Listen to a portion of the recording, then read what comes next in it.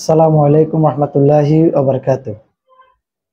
আমরা সুন্নিরা যারা রাসূল সাল্লাল্লাহু আলাইহি ওয়াসাল্লামের আদবে যারা দাঁড়িয়ে কিয়াম সালাম কিয়াম করি এবং তাজিম করে মিলাদ কিয়াম করি, বেদাত হয়ে যায় না যায় রাসূল সাল্লাল্লাহু আলাইহি ওয়াসাল্লামের ক্ষেত্রে।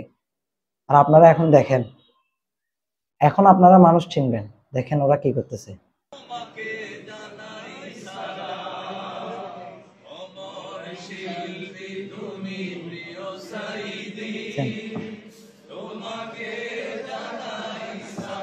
রাসূল সাল্লাল্লাহু আলাইহি ওয়াসাল্লামের ক্ষেত্রে কি হয়? আস্তাগফিরুল্লাহ।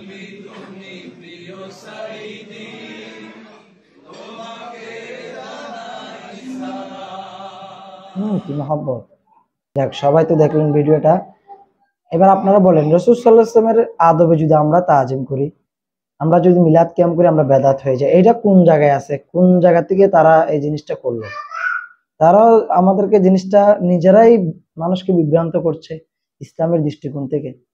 এখনো মানুষ এখনো বলবে যে মিলাদ কিয়াম বেদাত, রাসূলের আদবে এখনো বলবে মিলাদ কিয়াম বেদাত।